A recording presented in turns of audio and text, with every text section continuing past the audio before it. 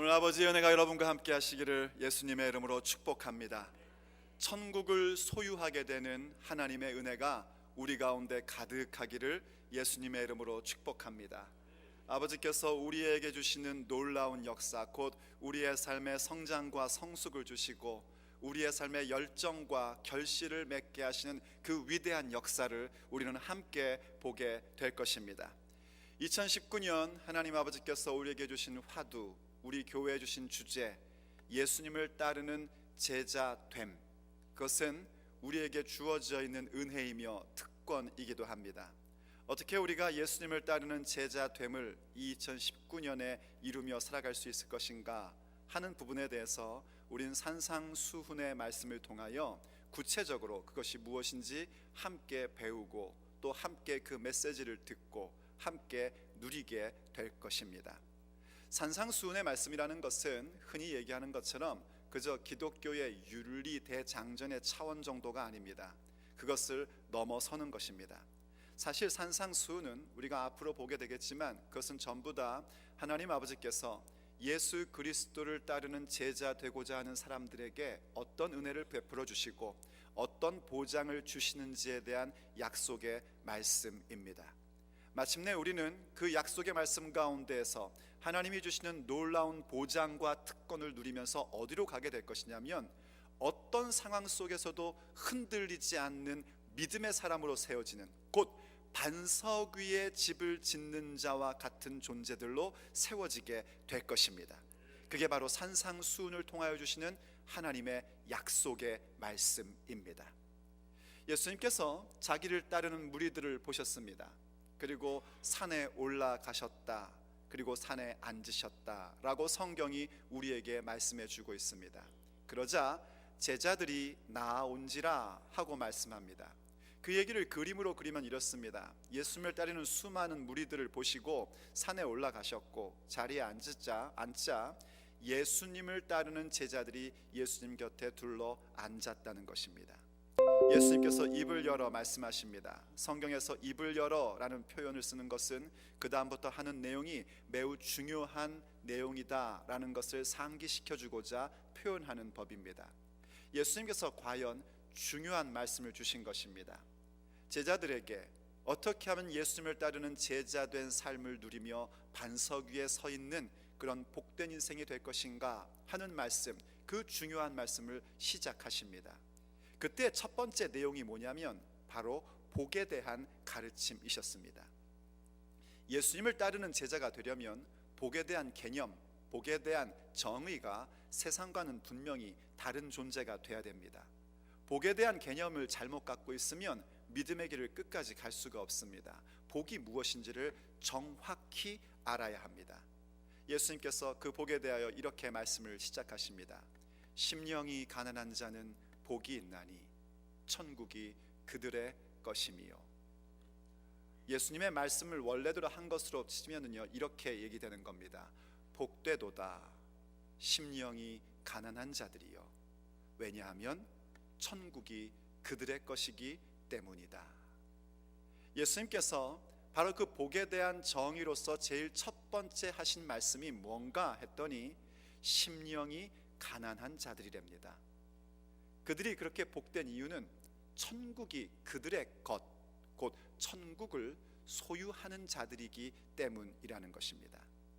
심령이 가난한 자, 과연 그들은 어떠한 사람들이고 천국을 소유한다는 것은 과연 무엇을 말씀하는 것일까요? 오늘 우리가 함께 듣고자 하는 하나님의 메시지입니다. 심령이 가난한 자가 복되고 천국이 그들의 것이다 하는 말씀을 우리가 분명히 이해하고 그 가운데 메시지를 들으려면 두 가지를 알아야 합니다. 하나는 천국의 가치가 무엇인지를 알아야 하고요, 또 다른 하나는 심령의 가난함이 무엇이냐 하는 부분을 알아야 합니다. 오늘 우리가 그 부분을 통해서 아버지의 메시지를 들을 것입니다. 천국의 가치를 먼저 알아야 합니다. 천국이 뭡니까? 천국이라는 건 풀어 설명하면 하늘나라를 얘기하는 겁니다.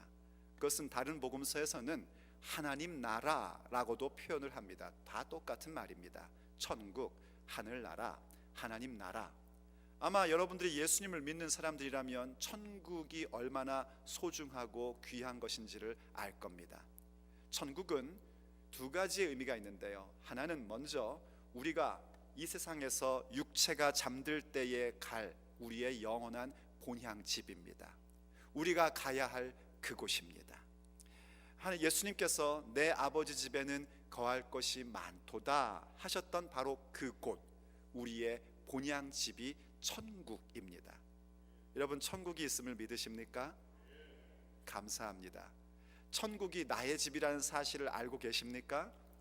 예수님을 믿음으로 말미암아 하나님의 자녀가 되면 하나님을 아바 아버지라 부를 수 있는 권세가 우리에게 주어져 있고, 그 권세가 주어져 있다는 것은 우리의 영원한 집은 이 땅에 있는 집이 아니라 하늘에 있는 아버지의 집이 우리의 영원한 집이라는 사실을 간직하게 되는 것입니다. 천국은 여러분이 뭘 상상하시든지 그 이상의 곳입니다. 천국은 눈물이 없고 슬픔이 없고 갈등이 없고 고민이 없고 죽음이 없고 어둠이 없는, 우리의 상상을 넘어서는 가장 위대하고 아름답고 좋은 곳이 천국입니다. 우린 다 그곳으로 갈 겁니다. 놀이터에서 아이들이 놀고 있습니다. 해지는 줄도 모르고 실컷 놀고 있다가 마침내 엄마 아빠가 나와서 이 아이들을 부릅니다. 얘야, 집에 돌아와라, 밥 먹어야지. 이곳저곳에서 엄마들이 부르기 시작합니다. 그럼 아이들이 놀이터에서 함께 놀고 있다가도 어디로 돌아가냐면 각각 다 자기 집으로 돌아가는 겁니다. 우리도 마찬가지입니다. 우리가 비록 이 세상에서 세상 사람들과 함께 섞여서 살고 있고 열심히 일하면서 살고 있지만, 언젠가 하나님 아버지께서 얘야, 이제 집에 돌아와야지, 밥 준비됐다 라고 말씀하시면 우린 우리 집으로 갈 겁니다. 믿어지시면 아멘 하십시오. 그게 천국입니다. 자, 그런데 천국을 얘기할 때는 여기서 끝나면 안 됩니다. 천국의 또 하나의 측면을 여러분들이 반드시 아셔야 됩니다. 하늘나라라고 얘기할 때 그 나라라는 단어는 영어로는 킹덤이라고 표현을 합니다. 그 킹덤이라는 말 자체도 어떠한 장소만을 의미하지는 않습니다. 킹덤, 왕국이라는 표현은 어떤 의미냐면 왕의 통치가 임하는 자리를 왕국이라고 얘기하는 것입니다. 성경에서 말하는 나라라는 개념도 마찬가지입니다. 어떤 장소, 우리가 갈 본향집만을 얘기하는 것이 아니라 지금 우리 가운데 임하고 있는 왕이신 하나님의 다스림, 그분의 통치에 대한 부분들을 이해하셔야 됩니다. 하나님의 통치가 우리 가운데 임한 것입니다. 회개하라, 천국이 임하였다라는 말씀은 어떠한 행성이 우리한테 왔다는 얘기가 아니라 지금 우리 가운데 하나님의 다스리심, 그분의 통치라는 것이 임하여 왔다라는 것입니다. 그 통치를 받아들임이 천국을 소유하는 것입니다. 하나님의 다스림을 내 인생 속에서 기꺼이 받아들이고 그 통치 속에 항복하고 들어가는 것이 천국을 소유하는 것입니다. 특별히 마태복음은요, 바로 이러한 부분의 천국을 우리에게 매우 강조합니다. 우리가 정말 예수님을 믿고 우리의 육체가 잠든 후, 우리의 죽음 후 우리의 본향을 바라보고 우리의 본향은 오직 하나님의 아버지의 집뿐이다, 아버지 집이 내 집이다 라는 믿음을 가지고 있다면 당연히 우리는 지금 여기에 임하고 있는 하나님의 다스리심, 하나님의 통치 가운데 거하는 자가 되어야 합니다. 거기에는 위대한 가치가 있습니다. 거기에는 위대한 사건들이 우리 앞에 기다리고 있는 것입니다. 그저 죽어서 천국을 가는 것만 바라보고 사는 차원 정도가 아니라 우리의 육체의 날들 속에 아버지의 통치를 받아들이고 하나님의 다스림을 받는 자들에게 주어지는 놀라운 약속이 있습니다. 그것은 뭐냐면 바로 성장과 성숙에 대한 보장을 우리에게 주시는 것입니다. 마태복음 13장 31절과 32절이 우리에게 이렇게 얘기해 주고 있습니다. 또 비유를 베풀어 가라사대 천국은 마치 사람이 자기 밭에 갖다 심은 겨자씨 하나 같으니 이는 모든 씨보다 작은 것이로되 자란 후에는 나물보다 커서 나무가 되매 공중의 새들이 와서 그 가지에 깃들이느니라 하고 말씀해 주고 있습니다. 여러분이 마태복음 13장을 읽어보시면요, 계속해서 천국, 천국, 천국 이런 표현이 나옵니다. 거기에 천국에 대한 비유가 계속해서 나오는데요, 특별히 이 마태복음 13장에 나오는 천국의 비유는 우리가 돌아갈 본향 집에 대한 얘기가 아니라 지금 현재 우리 가운데 임하고 있는 하나님의 다스림에 대한 부분으로 얘기해 주고 있습니다. 아마 교회를 다니면서 성경을 읽어본 분들이나 설교를 오래 들어보신 분들은 자주 들어봄직한 얘기, 씨 뿌리는 자의 비유. 농부가 씨를 뿌렸더니 덜어는 길가에 떨어지고, 덜어는 돌밭에 떨어지고, 덜어는 가시떨기에 떨어지고, 덜어는 좋은 땅에 떨어졌더랍니다. 그랬더니 다른 땅에 떨어졌던 것들은 전부 다 실패하는데 오직 좋은 땅에 떨어진 씨앗만이 30배, 60배 혹은 100배의 결실을 맺었다는 겁니다. 이건 완전한 천국인 우리의 본향집에 대한 얘기가 아닙니다. 거기에는 실패라는 게 존재하지 않습니다. 거기엔 성장이 아니라 완전함으로 우리가 거하는 곳입니다. 그런데 예수님께서 이 말씀을 하신 후에 제자들에게 뭐라고 표현해 주셨냐면 천국의 비밀이다 라고 말씀해 주십니다. 천국의 비밀이 뭔가? 그 씨라는 것은 바로 천국의 말씀, 하나님 말씀이 우리 가운데 떨어지는 거랍니다. 그래서 천국의 말씀을 품고 그것을 끌어안는 자들이 마침내 30배, 60배, 100배의 결실을 맺게 되는 위대한 역사가 일어난다는 겁니다. 어디서 그런 사건이 납니까? 바로 지금 여기 우리가 육체의 날들을 사는 동안에 그 사건이 일어나게 되는 것입니다. 그래서 천국을 소유한다는 것은 바로 오늘 우리에게 임하고 있는 아버지께서 주시고자 하는 그 다스림, 아버지의 통치를 받아들이는 것입니다. 바로 이 겨자씨의 비유도 그렇습니다. 방금 읽은 겨자씨의 비유를 보면 겨자씨는 씨 가운데 아주 작은 거랍니다. 이 작은 씨앗이 밭에 뿌려지기 시작하면 이것이 점점점 자란답니다. 성장을 한다는 것입니다. 그래서 어디까지 성장을 하는가? 나무가 되어서 그 가지에 공중에는 새들이 깃들이게 된다는 겁니다. 그건 뭐냐면 성숙에 대한 얘기입니다. 성장은 여러분들이 충분히 이해하실 것이고요, 성숙이란 게 뭡니까? 성숙이라는 것은 많은 사람들을 끌어안을 줄 아는 게 성숙입니다. 얼마나 많은 사람을 짊어지고 가느냐가 성숙입니다. 가정에서 부모와 자녀들 가운데 누가 성숙한 자냐면 부모가 성숙한 자입니다. 왜냐하면 자녀들을 전부 다 끌어안고 짊어지고 가야 될 존재가 부모이기 때문입니다. 성숙의 척도는 내가 얼마나 많은 사람을 짊어지고 끌어안고 가느냐, 내 가지에 얼마나 많은 사람들이 깃드느냐 하는 게 성숙입니다. 누구에게 이러한 성장과 성숙이 있는가? 바로 우리에게 선포되고 있는 하나님의 말씀, 그 말씀을 통하여 이루어지고 있는 하나님의 다스리심, 아버지의 통치 속에 기꺼이 항복하고 들어오고 그 통치를 받아들이는 자들에게 하나님께서는 이러한 성장과 성숙의 인생을 주시는 것입니다. 이게 천국의 비밀이고 천국의 가치입니다.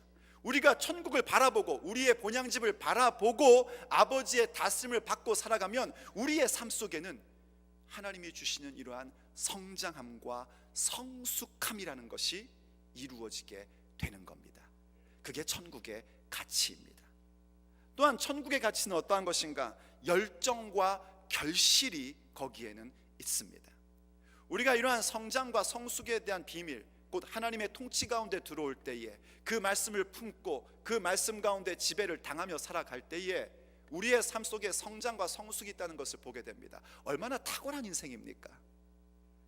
어차피 한번 예수님 믿고 사는 건데 이왕이면 성장하셔야죠. 이왕이면 성숙한 자가 되셔야죠. 이왕이면 탁월한 인생을 사셔야죠. 어차피 한 번 사는 육체의 날들인데 영혼의 가치를 위해서 사는 사람들이 되셔야죠. 이것을 발견하는 순간 과연 그렇구나, 아버지의 다스림 가운데 사는 데에는 이런 성장과 성숙이 있구나 하는 것을 발견하면 우리의 가슴 속에 그 삶에 대한 열정이 생기게 됩니다. 그리고 그 열정은 우리로 하여금 하나님을 향한 열정이기 때문에 반드시 결실을 맺게끔 해주십니다. 마태복음 13장의 천국의 비유 가운데 예수님께서 이런 비유를 하신 적이 있습니다. 13장 44절로 46절의 말씀입니다.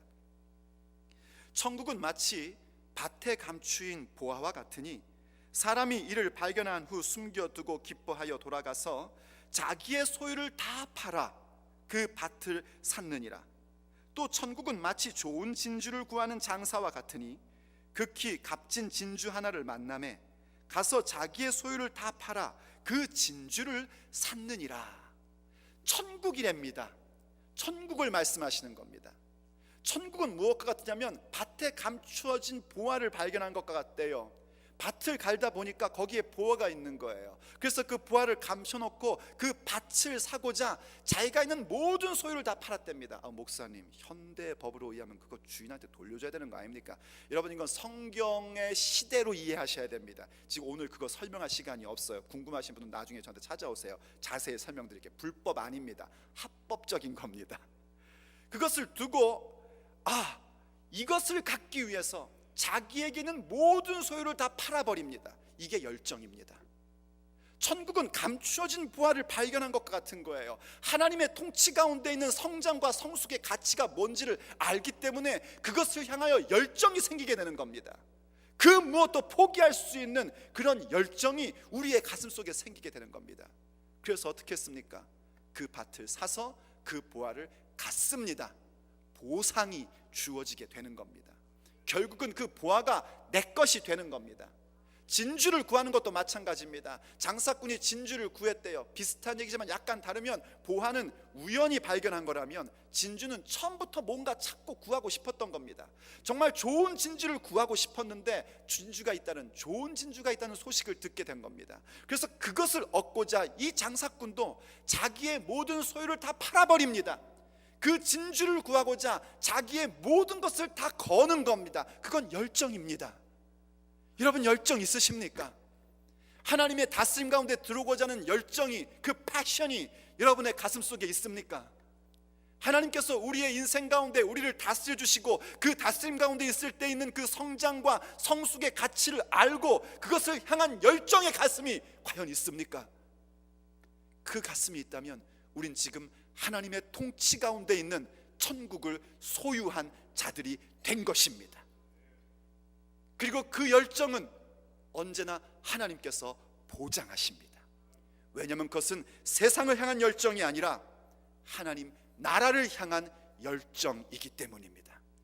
하나님의 나라를 향한 열정, 하나님께서 내 인생 가운데 주시는, 아버지께서 주시는 성장, 아버지께서 주시는 성숙을 향한 열정이기 때문에 거기엔 반드시 결실, 아버지께서 보장하시는 보상이 있기 마련입니다. 감춰졌던 보화가 내 것이 되고 그 구하던 진주가 결국 내 것이 되는 위대한 역사가 일어나게 되는 것입니다. 그게 천국의 가치입니다. 아버지의 다스림을 받고 산다는 것, 하나님의 통치 가운데 들어온다는 것, 그 말씀을 품고 말씀에 장악당하며 산다는 것은 힘없고 비실거리는 모습이 아닙니다.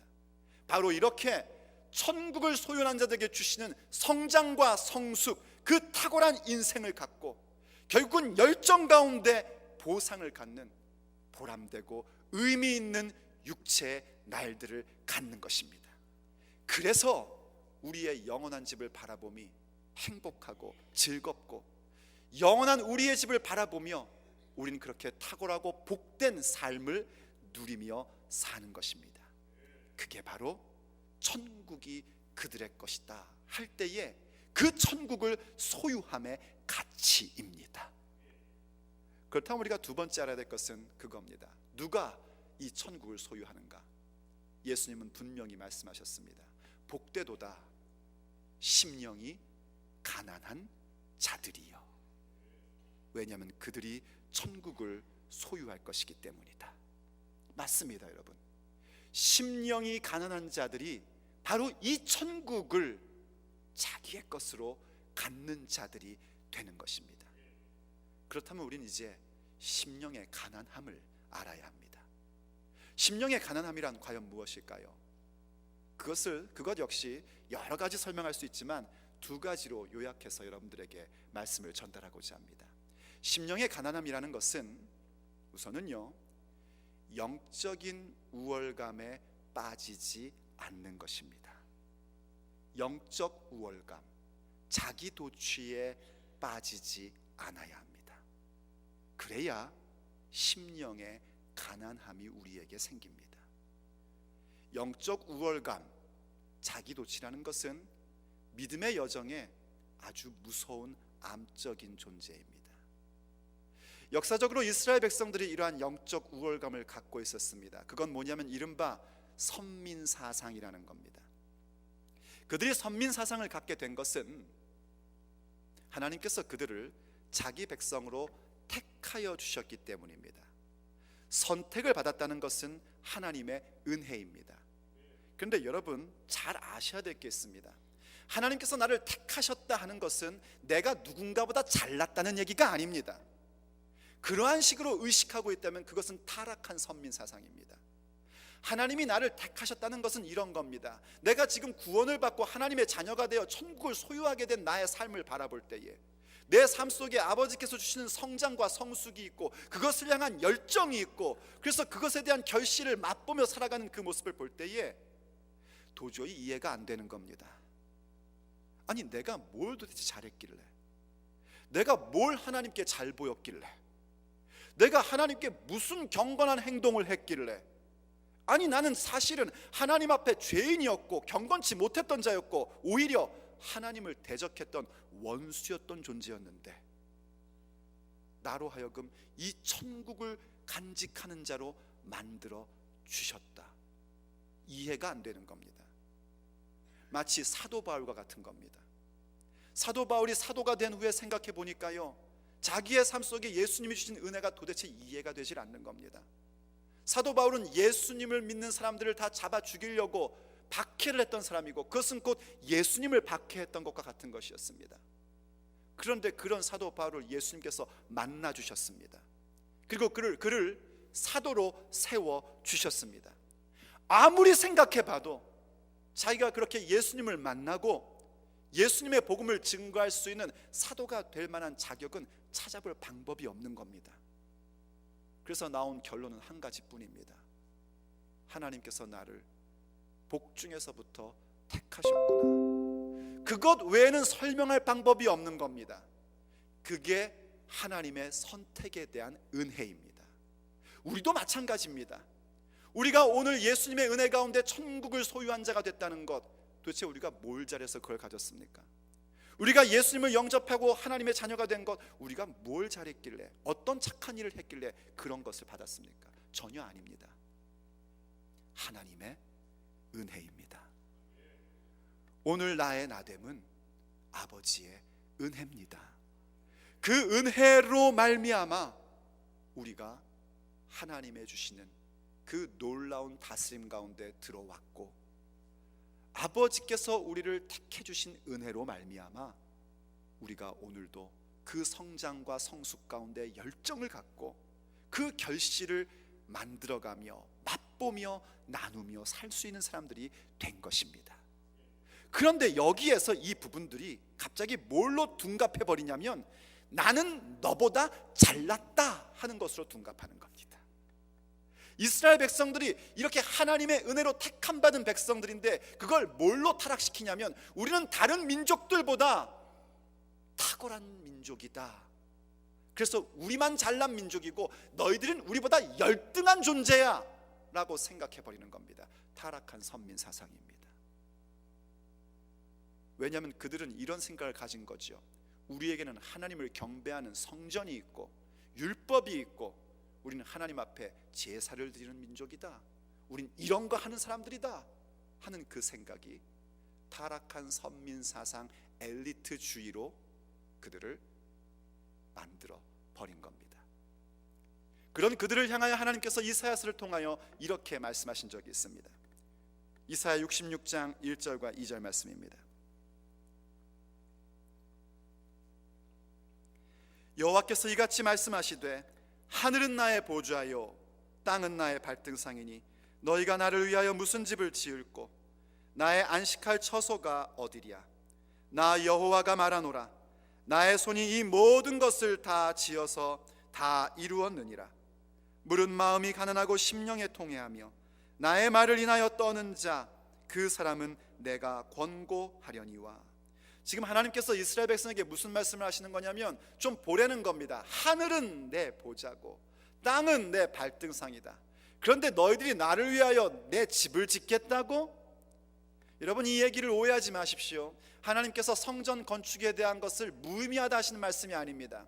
다윗이 자기는 궁전에 거하고 하나님의 언약궤는 천막 가운데 있는 것이 가슴이 안 좋아서 뭔가 하나님의 성전을 지어야겠다는 그 마음만으로도 하나님께서는 기뻐해 주셨습니다.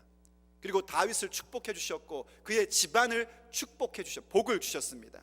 그 집에 복을 베풀어 주셨습니다. 또 나중에 성전이 완전히 파괴되고 바벨론 포로에서 돌아오게 되었을 때에 스가랴와 학개라는 선지자를 통해서 성전을 재건할 거에 대해 하나님께서는 분명히 말씀하셨습니다. 그러나 이 시대는 다릅니다. 지금 이사야 시대는 성전이 파괴된 시대가 아니라 이미 예루살렘 성전에 솔로몬이 만든 아름다운 성전이 있었습니다. 사람들은 그 성전을 보면서 우리는 굉장히 위대한 민족이라는 착각을 갖고 있었던 겁니다. 우리가 하나님을 위해서 뭔가 대단한 일을 하고 있다고 스스로 여기고 있었던 겁니다. 그래서 그런 그들을 향해서 말씀하시는 거예요. 하늘을 보고 땅 좀 봐라. 하늘은 내 보좌고 땅은 내 발등상이다. 니들이 나를 위해서 뭔가 대단한 일을 한다고?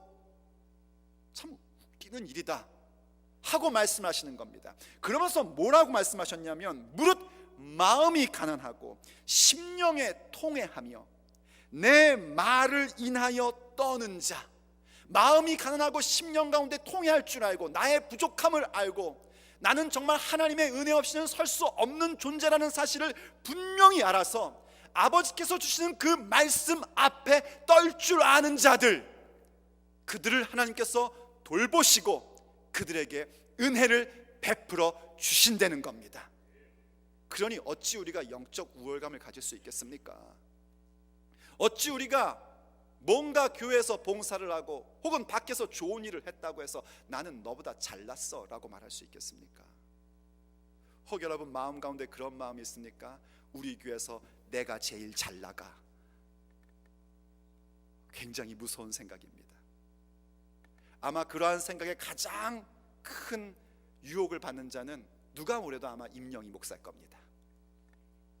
내가 성경 제일 많이 알고 내가 기도 더 많이 하고 이런 생각 가지고 그 생각에서 헤어나오지 못한다면 끝입니다. 그건 비극입니다. 그건 비참함입니다. 우린 봐야 됩니다. 우린 영적 우월감, 자기도취에 빠진 자가 되어서는 안 되고 하나님의 은혜 없이 나는 얼마나 가련한 자인가, 얼마나 나는 비참한 인생인가, 하나님의 통치 가운데 들어오지 않은 이상에 나는 얼마나 비극적인 인생을 사는가 하는 것을 볼 줄 알아야 됩니다. 영적 우월감, 자기 도취에 빠져버리면 자신의 그 비참함을 보지 못합니다.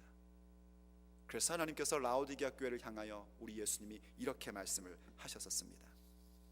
요한계시록 3장 17절로 19절 말씀, 내가 말하기를 나는 부자라 부요하여 부족한 것이 없다 하나, 영적 우월감에 빠진 사람들의 특징입니다. 나는 부자야, 나는 부요해, 부족한 거 없어, 나는 모든 걸 가지고 있어, 나는 기도도 이렇게 많이 하고 일주일에 2번씩 금식도 하고 11조도 하고 11조도 난 철저히 해, 왜 이래? 내가 해온 걸 봐, 얼마나 내가 위대한 인생을 살았는지. 이렇게 나는 부자라고, 나는 부유하여 부족한 것이 없다고 그렇게 말을 합니다. 그러나 그런 사람들의 실상은 어떤가? 내 곤고한 것과 가련한 것과 가난한 것과 눈먼 것과 벌거벗은 것을 알지 못하는도다.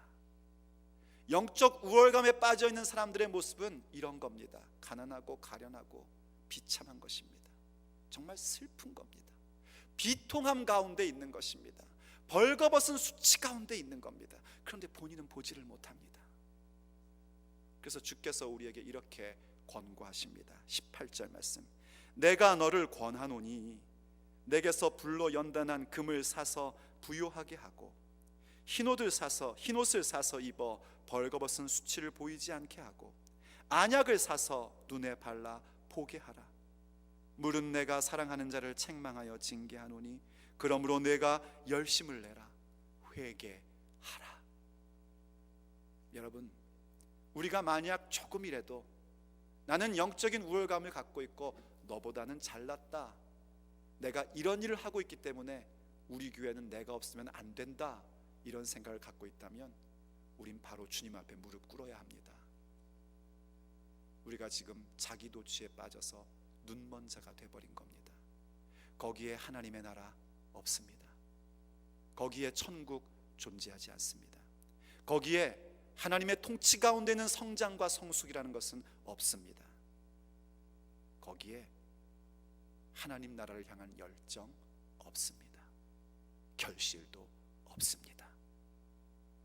이 영적 우월감 자기도취에 빠지지 않을 때에만 비로소 우리는 심령의 가난함을 가질 수 있고 하나님의 도우심을 구할 수 있는 자가 되는 것입니다.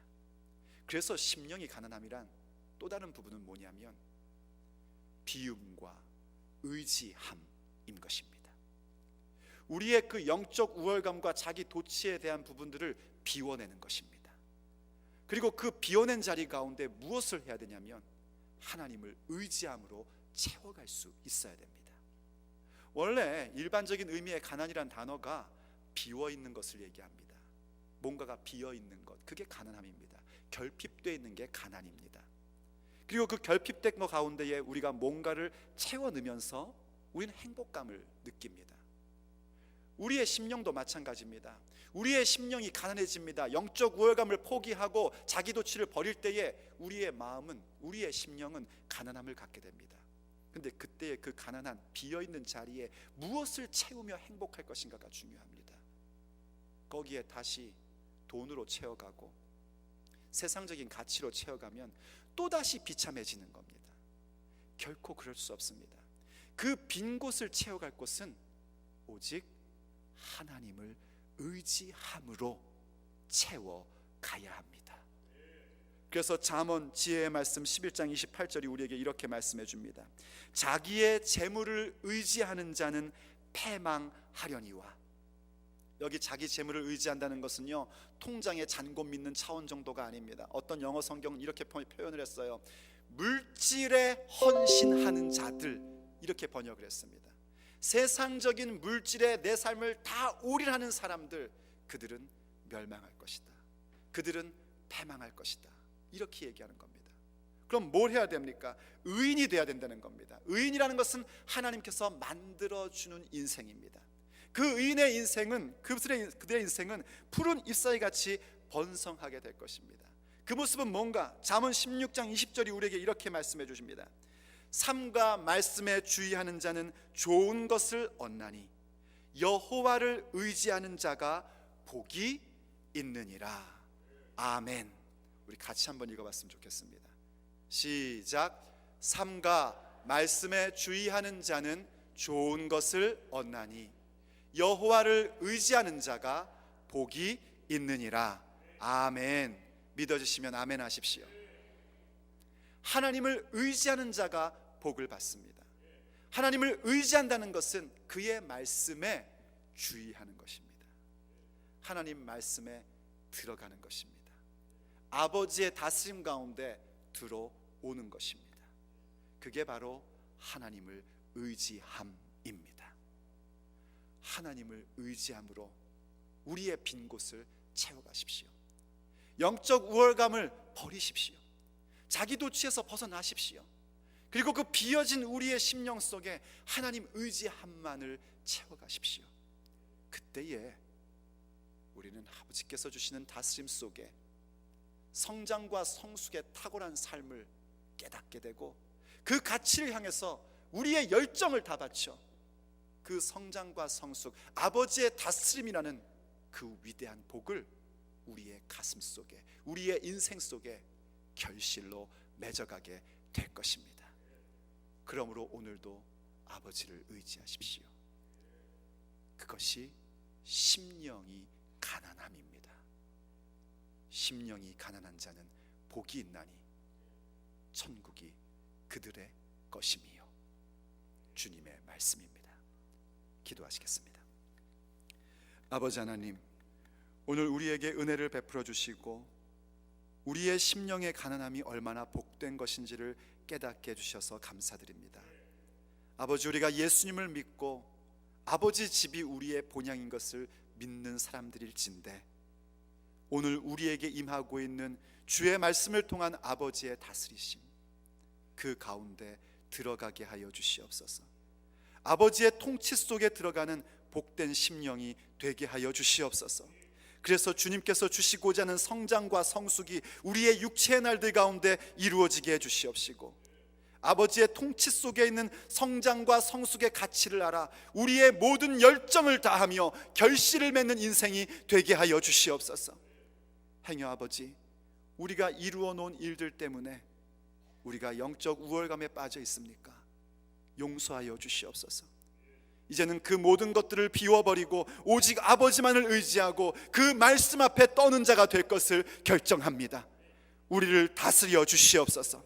그러므로 우리가 천국을 소유하는 자들이 될 수 있도록 아버지 은혜를 베풀어 주시옵소서.